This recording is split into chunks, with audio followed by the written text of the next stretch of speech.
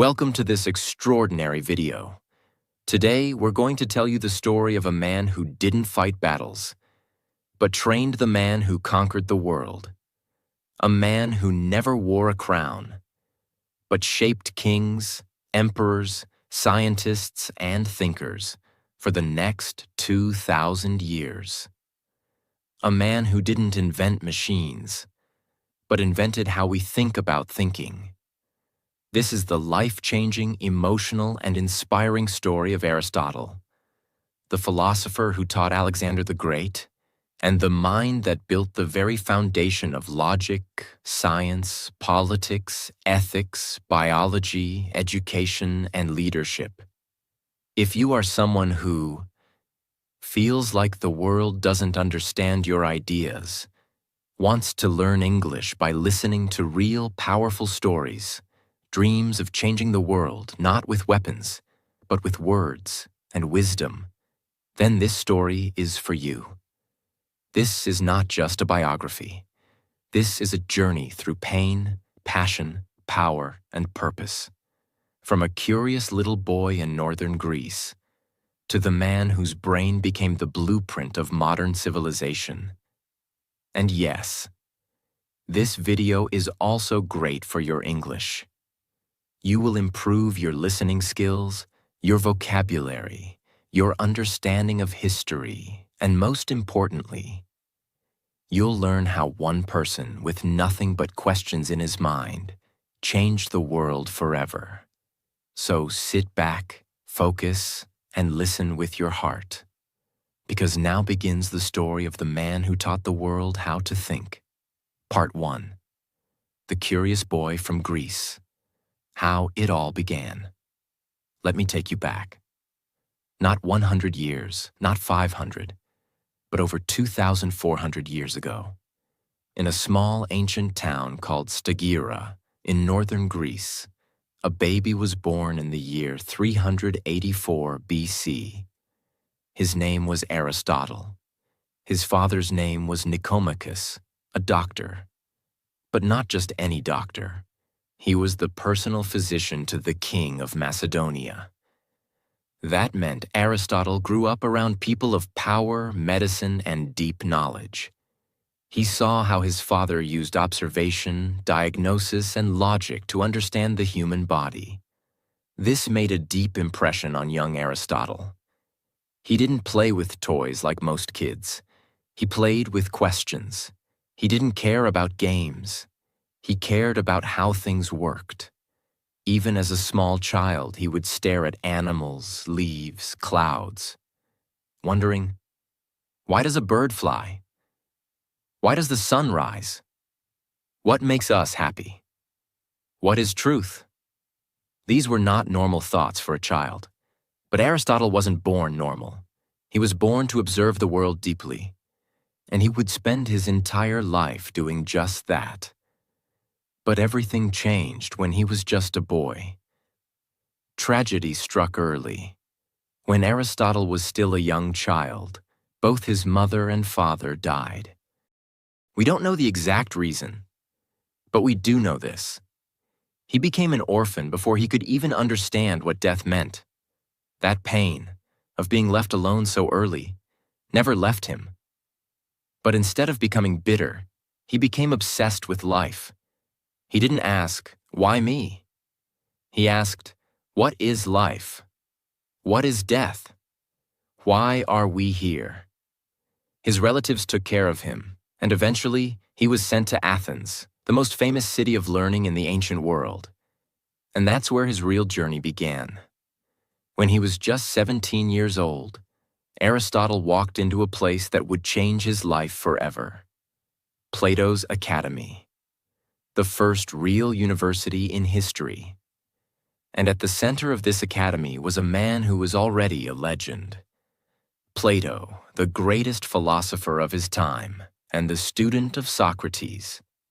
Imagine, you are a 17-year-old orphan. You walk into a place filled with the smartest people in the world, and your teacher is a man who studied under Socrates himself. The man who chose to die rather than stop speaking the truth. For Aristotle, this was heaven. For the next 20 years, Aristotle stayed at the academy. He was not just a student. He became the most brilliant student Plato had ever seen. But even though Aristotle loved Plato, he didn't agree with everything. Plato believed in ideal forms, the idea that the real world is just a shadow, and the perfect version of everything exists in another invisible realm. But Aristotle didn't believe that. He believed in what we can touch, see, measure, and test. Plato said, "There's a perfect version of a tree somewhere out there." Aristotle said, "No. This tree right here, let's study it. Let's understand it."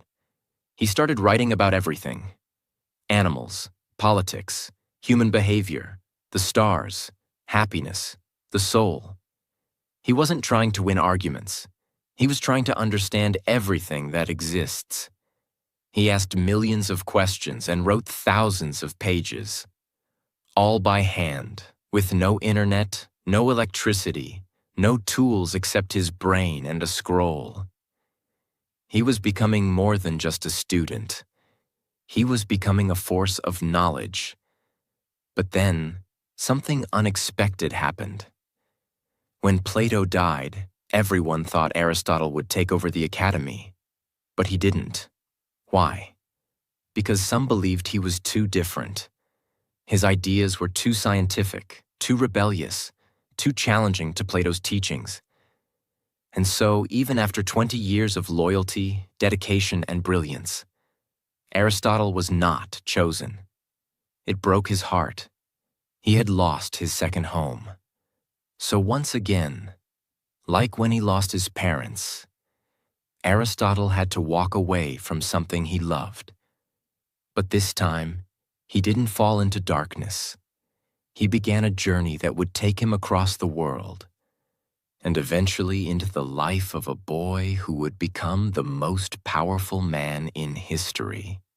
The academy door had closed behind him. He had given it 20 years of his life. He had studied harder than anyone, questioned everything, and offered his deepest loyalty. But in the end, it wasn't enough.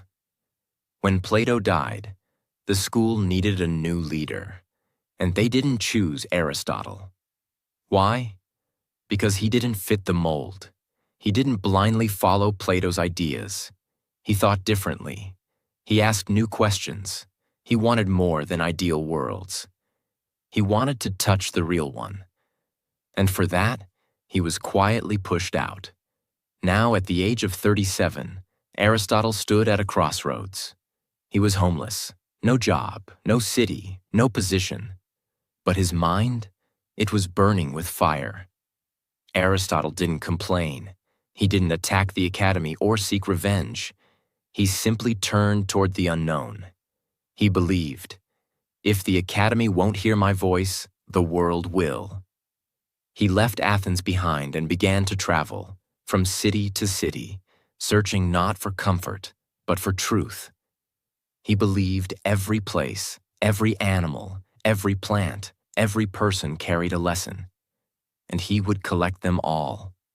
Aristotle's first stop was Assos, a city by the sea in Asia Minor, modern-day Turkey. It was ruled by Hermias, a former student of Plato, and a wise, forward-thinking man who welcomed philosophers like family. Hermias saw the brilliance in Aristotle. He offered him a home, resources, and most importantly, freedom to teach and think. Aristotle began holding lessons under the open sky. He taught not just theory, but real-world thinking, asking students to look, touch, measure, and wonder. It was here that something unexpected happened. Aristotle, the great mind, fell in love. He met Pythias, Hermias' adopted daughter. She was intelligent, thoughtful, and full of questions. Just like him, they married. They had a daughter, also named Pythias. Aristotle, the philosopher of reason, was now also a father and husband. And it changed him. He began writing more about ethics, family, and the balance of love and logic. He started thinking, what is the good life? What makes a human life complete? His heart was full and his mind was expanding. But happiness is rarely safe for long. While Aristotle was building his peaceful world in Assos, the real world was watching. The powerful Persian Empire saw Hermias as a threat. A Greek leader supporting Greek philosophers? Dangerous. They captured Hermias. They tortured him. And then, they executed him. Aristotle was devastated. His friend, his mentor, his protector, gone. This was a turning point. Aristotle realized something painful. Even wisdom cannot protect you from the cruelty of power. He wrote a hymn for Hermias, not just in sadness, but in honor. He would carry Hermias's memory with him, wherever he went next. Aristotle moved again, this time to Mytilene, a city on the island of Lesbos. He was older now, wiser, a bit quieter. And here, surrounded by the sea, something new awakened inside him. He became obsessed with life, not just human life, but all life. He studied fish, birds, insects, mammals, the way they moved, the way they mated, the way they gave birth, the way they died. He dissected animals, watched their behavior, drew what he saw, took endless notes.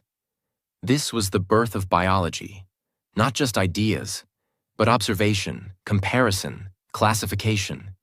He discovered patterns, that dolphins breathe air, that octopuses change color, that chicks form inside eggs, that some fish lay thousands of eggs while others give live birth.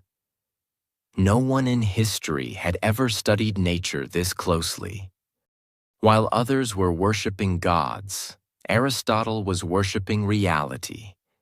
He was building the first system of scientific knowledge the world had ever seen. Meanwhile, far away in Macedonia, a powerful king was thinking about Aristotle. His name was Philip II, and he had a son. Wild, brilliant, and full of fire. That boy's name was Alexander. Philip wanted his son to learn wisdom before he learned war, so he remembered Aristotle, whose father had once served as royal physician and who was now the greatest living mind in Greece. He sent an invitation. Come to Macedonia. Teach my son. I will give you everything you need. Aristotle said yes. Philip built a special school for Aristotle and Alexander in a quiet place called Mysa, surrounded by nature, trees, flowers, silence. It wasn't a palace. It wasn't a battlefield. It was a garden of thought. Here, Aristotle taught not only Alexander, but a group of young Macedonian nobles who would one day rule the empire with him. He taught them logic, philosophy, politics, ethics, literature, history, geography, medicine, rhetoric, strategy. But most of all, he taught them how to think. He gave Alexander a special copy of the Iliad, the story of the Trojan War, with handwritten notes in the margins. That book became Alexander's Bible during his military campaigns. Alexander was not easy. He was bold, ambitious, and restless. But he respected Aristotle. Aristotle taught him that a great king must not only conquer, he must understand. It was one of the most important mentorships in human history. As Aristotle taught in Mysa, something amazing was happening behind the scenes. His ideas were spreading. His notebooks were multiplying. His thoughts were evolving. He was no longer just a philosopher. He was becoming a force of nature, shaping the future with every word, every lesson, every scroll. And soon, the boy he taught would become a man. And that man would ride out to conquer the world. When Alexander finished his education, he began his conquest. And Aristotle? He returned to Athens, older, wiser, more famous than ever. He was no longer the rejected student. He was now the teacher of the world's most powerful man. This time, Athens welcomed him. He opened his own school, the Lyceum, a place that was different from Plato's academy. Here he walked with his students, spoke while moving, asked endless questions, and taught everything from logic to literature, science to soul, nature to nations. His students were called peripatetics, those who walk around. In this school, Aristotle didn't just teach. He created an intellectual movement. He began writing everything: politics, ethics, poetics, metaphysics, rhetoric, on the soul, history of animals, and hundreds more works. He wasn't just trying to be clever. He was trying to capture all human knowledge in one lifetime. He believed everything is connected. If we understand one thing deeply, we can understand everything. He created systems, definitions, categories. He said, logic is the tool for truth. Ethics is the path to happiness. Politics is the art of living together. Poetry is the mirror of emotion. Biology is the study of life itself. He believed in balance, in purpose, in observation, in discipline, in asking, what is this thing? What is its purpose? What makes it excellent? That's how he studied everything, from frogs to stars to kings to plays to human pain. Where we stand now. Aristotle is now in Athens. He has a school, he has students, he has ideas, and he has influence across the world thanks to Alexander's growing empire. Part 2. Power, Politics, and the Price of Wisdom. The world was changing, fast. Aristotle, now in his 40s and 50s, had become the most respected thinker on the planet. He was teaching at the Lyceum in Athens, writing furiously, and gathering students from all over the Greek world. His philosophy was no longer just theory. It was influencing real power. Because somewhere far from Athens, his former student, Alexander of Macedonia, was marching across the world like a storm. By now, Alexander had already defeated the Persian Empire, taken Egypt, reached the heart of Asia, become the ruler of the largest empire in history. And everywhere Alexander went, Greek ideas followed, especially Aristotle's. He sent plants, animals, maps, and cultural observations back to Aristotle in Athens. He opened libraries. He promoted education. He carried the Iliad, annotated by Aristotle, wherever he went. Aristotle wasn't riding horses into war, but make no mistake, his mind was riding beside Alexander, shaping the empire from the shadows. And the people of Athens knew it. That's why, for a time, they tolerated Aristotle's presence. Even though Aristotle was not Athenian by birth, and even though he had once been rejected by the academy, now, he had power, not through soldiers, but through ideas. In the Lyceum, Aristotle wasn't just giving lectures. He was building a machine of knowledge. He created a structured system to study ethics, politics, biology, psychology, astronomy, economics, drama, logic, education, memory, emotion, dreams, philosophy of war, philosophy of friendship, philosophy of everything. He didn't treat subjects as separate. He believed everything was interconnected. He trained his students to observe the real world, measure things, analyze things, question everything. They gathered laws from hundreds of city-states to write the first political science encyclopedia. They collected data about animals, diseases, cities, rituals, theater plays. Everything was studied, labeled, and discussed. And while Plato's philosophy was poetic and mysterious, Aristotle's was sharp, logical, and built for the real world. His writing was not beautiful. In fact, it was dry and technical, but it was clear, honest, and structured like a blueprint of human knowledge. And that's what made it last for over 2,000 years. But not everyone was happy.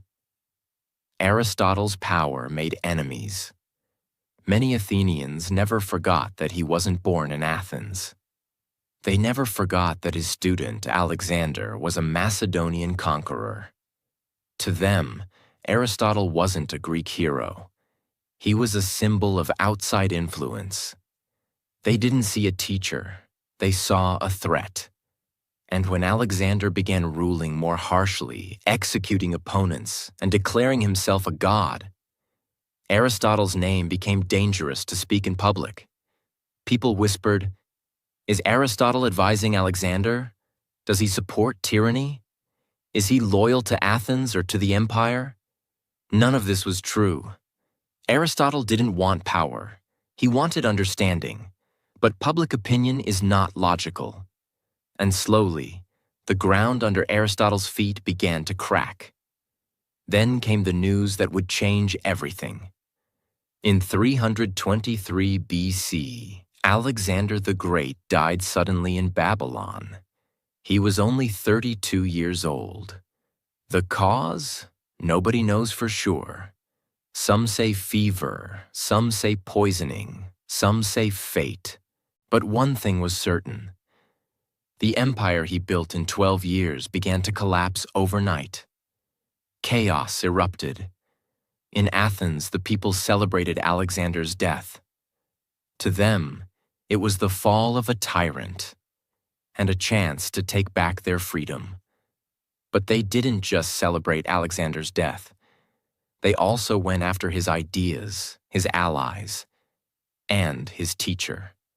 The same city that had killed Socrates for corrupting the youth now turned on Aristotle, accusing him of impiety, of disrespecting the gods, of spreading dangerous ideas. Was he guilty? No. But in ancient Athens, logic didn't protect you. Powerful minds were feared. Philosophers were seen as threats, and the mob didn't care about truth. The same pattern was repeating again. Aristotle saw it clearly. He once wrote, "When democracy is ignorant, even wisdom becomes a crime." So instead of defending himself, Aristotle quietly fled the city. He's said to have told his friends, "I will not allow Athens to sin twice against philosophy." The first sin was killing Socrates. The second would have been killing him. And so he left. Aristotle returned to Chalcis, a city on the island of Euboea, where his mother had once lived. He was in his 60s now. He had no school, no students, no platform, just his books, his notes, and his thoughts. His wife Pythias had died long ago. He now lived with Herpyllis, a woman he cared for deeply, and with their son Nicomachus, named after his father. He continued writing. Even in exile, he couldn't stop thinking. His mind, even as his body weakened, kept working like a living universe. He wrote about aging, about memory, about the soul, about how everything has a cause, a purpose, and a final form. He called it the unmoved mover, the thing behind all things, a force beyond time, beyond change, beyond us. It was his quiet version of God, not a man with a beard, but a perfect mind holding the order of the world together. He was now far from the city that once celebrated him and then betrayed him. He lived in quiet exile in Chalcis, an island city, with a heavy heart but an unstoppable mind.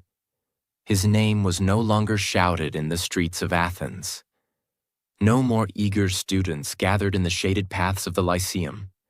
No messengers from royal palaces. No crowds. No noise. No applause. But inside his home, inside his private world, something was still burning. Because the world may forget you, But when you carry the universe inside your head, you still have something to give. Each morning, Aristotle woke up early. He didn't have servants rushing around or large halls filled with scrolls anymore. But on his small table, he kept stacks of parchment, pens made from reeds, and small jars of black ink. His hands trembled more than before. His body was slower. But his mind? His mind was still awake. He sat down. He dipped his pen. And he began to write. Again. One sentence, then another, and another. Day after day, year after year. Because he had one final mission now. To make sure that the truth outlives him. In these final years, Aristotle didn't focus on fame or legacy. He focused on first principles, the deepest, most fundamental questions. What is existence? What causes something to exist? What is the purpose of everything that exists? Is there a meaning behind the universe?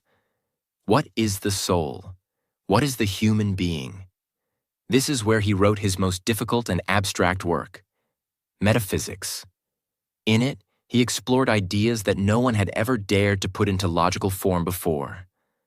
The nature of being, the structure of reality, the idea of an unmoved mover, something that causes all motion but is not moved by anything.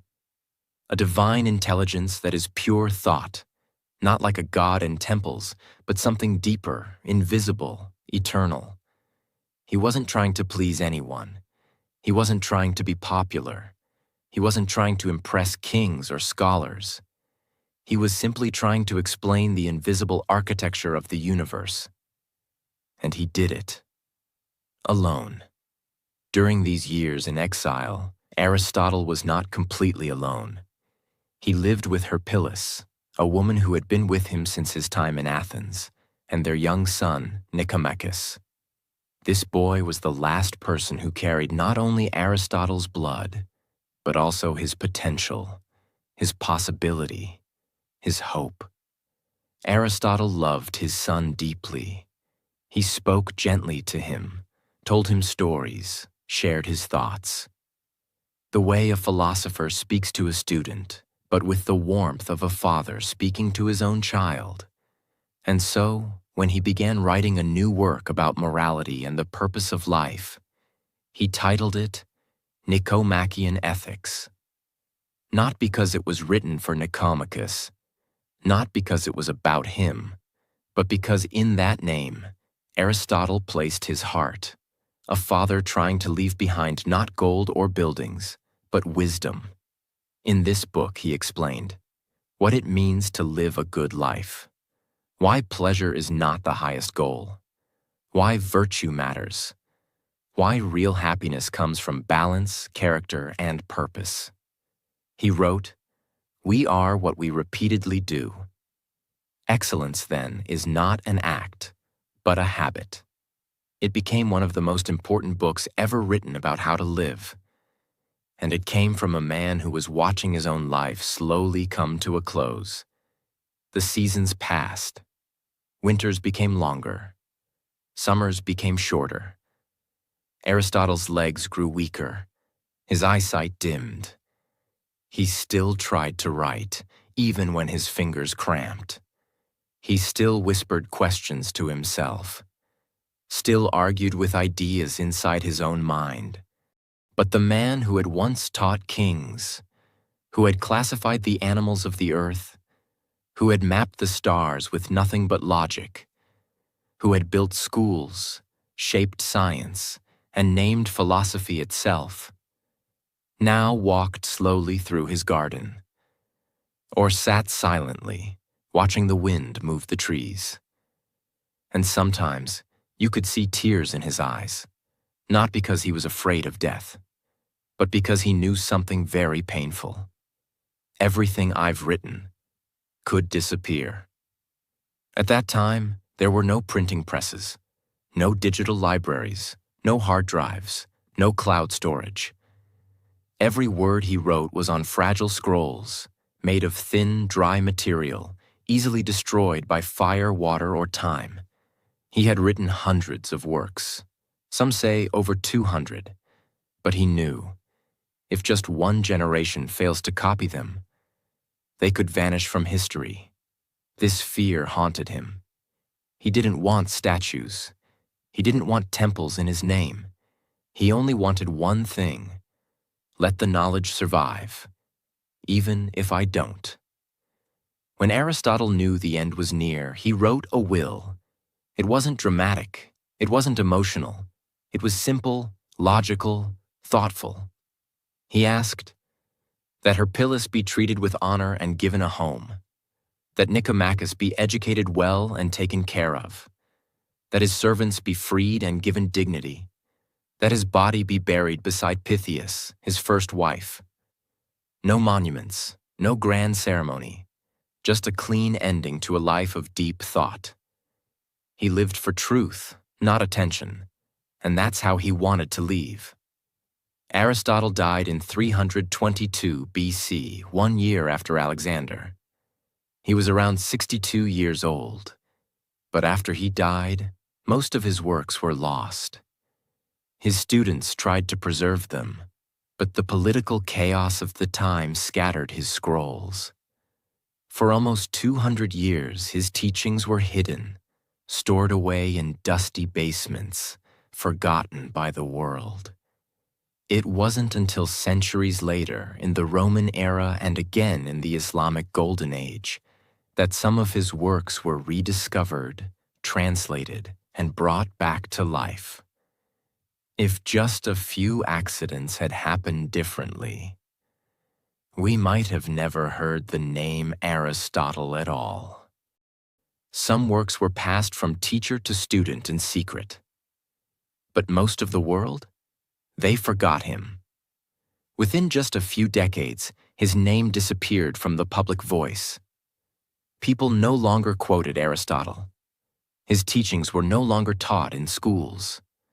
Other philosophers rose up with different ideas, louder voices, more influence. Rome was rising, Greece was weakening. And slowly, across the ancient world, the scrolls of Aristotle vanished. The empire that once spread his ideas was gone. The kings he taught were dead. The school he built was silent. The fire was out. For nearly 200 years, the world acted as if Aristotle had never existed. In a small village, in the dusty cellar of a scholar's home, a collection of scrolls, dry and fragile, sat in silence. They were covered in dust, their ink fading, their language too difficult for most people to understand. But they were there. And one day in the city of Skepsis in Asia Minor, a man named Apellicon, a rich book collector and lover of philosophy, heard rumors of these scrolls. He traveled to the village. He paid large sums of money. And finally, he saw them with his own eyes. The lost works of Aristotle. Hundreds of scrolls, damaged, dirty, scattered, but still intact. He didn't understand everything he read, but he knew these were not ordinary writings. He packed them carefully, and he took them back to Athens.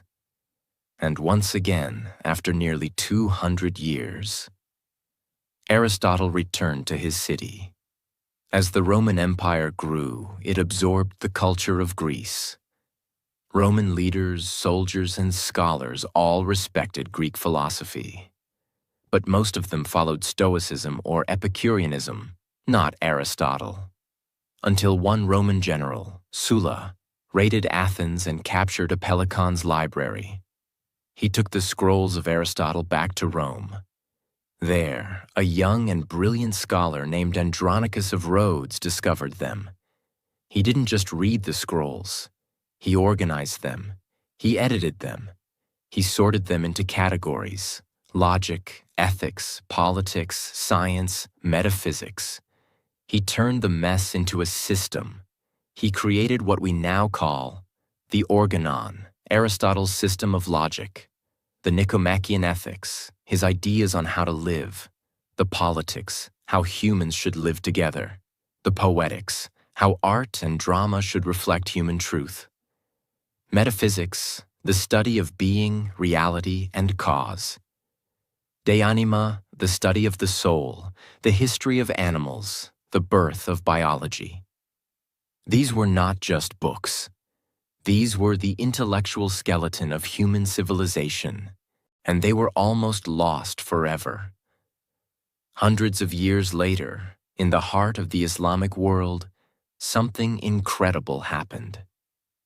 In cities like Baghdad, Cordoba, and Cairo, scholars began collecting and translating the ancient texts of Greece.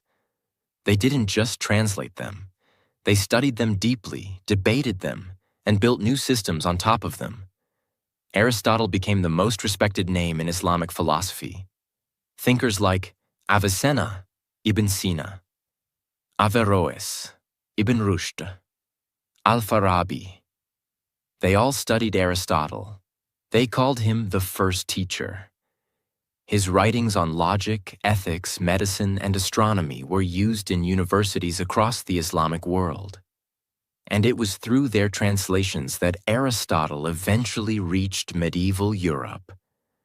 By the 12th and 13th centuries, Europe was emerging from the Dark Ages. Christian scholars, especially in universities like Paris, began to rediscover Aristotle through Arabic translations, later retranslated into Latin. At first, the church was suspicious. Aristotle wasn't Christian. He didn't speak of the Bible or God. But one brilliant theologian, Thomas Aquinas, saw something deeper. He believed Aristotle's logic and philosophy could help explain Christian theology in a rational way. He combined faith and reason, and in doing so, he made Aristotle the foundation of European thought. For the next 600 years, students in Europe studied Aristotle's logic to learn how to argue, his ethics to learn how to live, his politics to understand society, his biology to explore nature, his metaphysics to seek God. When modern universities were created in Europe, in cities like Bologna, Paris, Oxford, and Cambridge, their curriculum was built around Aristotle's works. Even scientists like Galileo, Kepler, and Newton, who disagreed with parts of Aristotle's science, still used his method of observation, logic, and reason. Even modern logic, computer science, and artificial intelligence have roots in Aristotle's original system of classification and reasoning. His influence became so large, so deep, so foundational, that people stopped even noticing it. He became the heir of Western thinking, invisible, but always present. Think about this. Aristotle lived before Jesus Christ, the Roman Empire, the invention of paper, the birth of Islam, the discovery of electricity, the invention of the telescope, the building of modern cities, the rise of democracy, the fall of monarchies, the internet, artificial intelligence, you, me. And yet, 2,300 years later, we are still asking his questions, reading his ideas, studying his logic, debating his ethics, building systems on his foundation. Aristotle never raised an army. He never ruled a nation. He didn't own land. He didn't command wealth. He died in exile, mostly forgotten. He was nearly erased from history. And yet, he won. Not with power, not with violence, not with status, but with thought. He didn't conquer cities. He conquered ignorance. He didn't build empires of land. He built an empire of reason. And today, whether we realize it or not, we all live in a world that Aristotle helped build. Part 4. The Philosopher Who Became Time. His final gift to the world. His name lives. His words live. His mind lives. His questions live. And through them, we live better. But how? How did a man, who was nearly erased from history, become the intellectual father of nearly everything we call modern? Let's answer this, one last time, by stepping deep into what Aristotle left behind. Aristotle did not just teach students, he taught generations. His questions were so deep, so eternal, that every new generation found themselves staring at the same mysteries. What is a good life? What is truth? What is happiness? What is the soul? What is justice? How should society work? Why are we here? And the reason we still read him today is simple. He never told people what to think. He taught them how to think. He didn't give you the answer. He gave you the tools to find it for yourself. And that's why his teachings feel fresh even today. Not like old knowledge, but like a mirror to modern life. Let's now understand his most important teachings, explained in the easiest possible way so everyone, even beginners, can understand and feel what he meant. What is the meaning of life? Aristotle said, "Everything has a purpose. The purpose of a knife is to cut. The purpose of a seed is to grow into a tree. And the purpose of human life is to become the best version of yourself." He believed the goal of life is not just to be rich, famous, or powerful, but to live in a way that matches your potential. In Greek, he called it eudaimonia, a word bigger than happiness. It means a life that is full, meaningful, balanced, excellent, and honest. What is real happiness? He said, "Real happiness does not come from pleasure or from money. It comes from virtue, being brave, kind, wise, disciplined, fair." He taught that we must practice good actions like we practice a sport. You become good by doing good, not by dreaming about it. Just like muscles grow with repetition, your character grows with repetition. What makes someone great? Aristotle did not believe greatness comes from birth or background. He said, "You are what you repeatedly do." That means, if you lie every day, you become a liar. If you speak the truth every day, you become an honest person. If you study every day, you become wise. If you ignore your talents every day, you lose them. Greatness is not luck. It is habit. What is the best way to live? He believed in the golden mean, the middle path between extremes.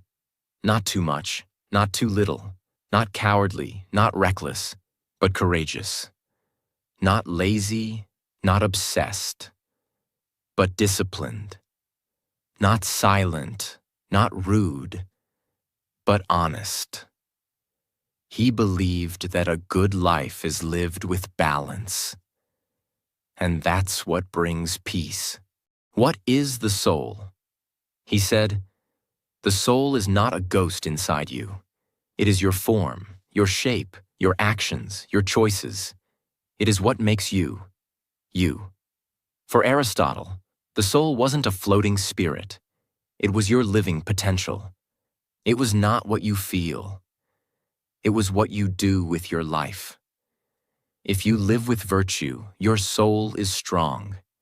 If you live with lies, your soul weakens. What is the role of government? He believed that society should help people become their best selves. He didn't believe in total freedom. He didn't believe in total control. He believed in justice, where citizens and leaders both follow reason.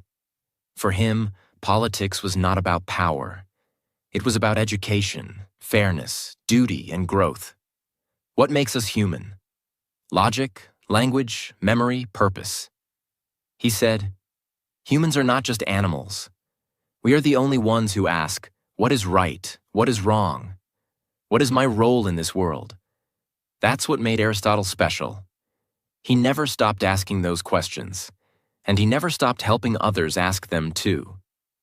Why his story should be told today.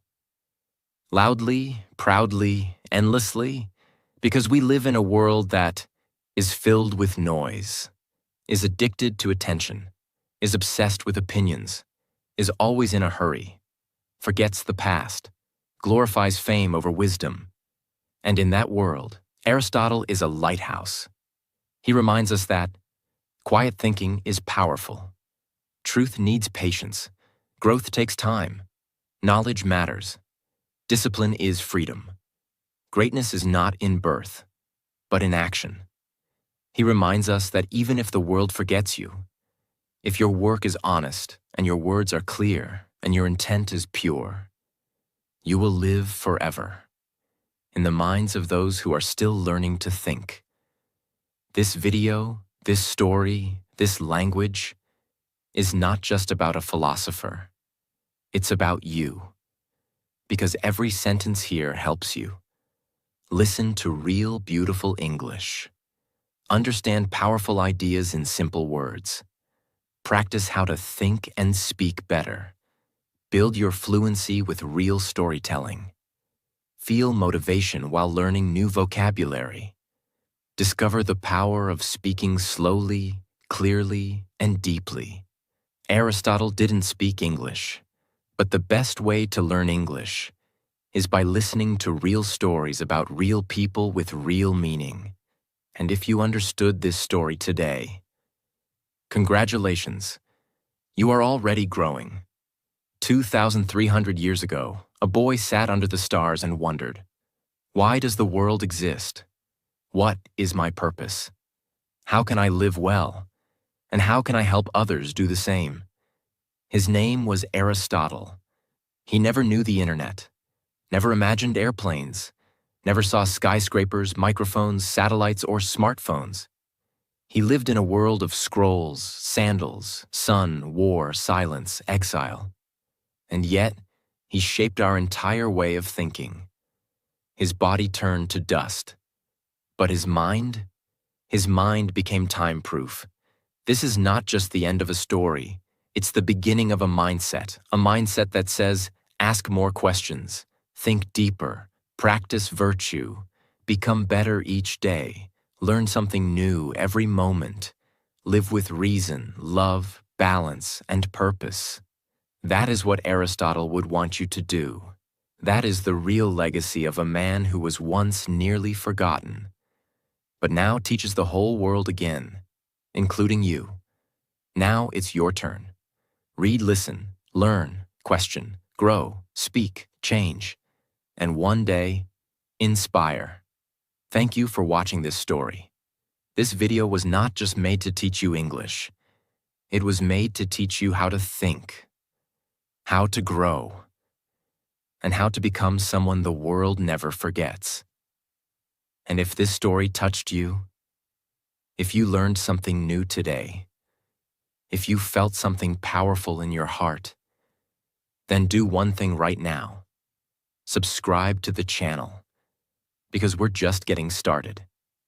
And the next story might change your life even more than this one did. I'll see you in the next video. Until then, keep learning, keep growing, and never stop thinking.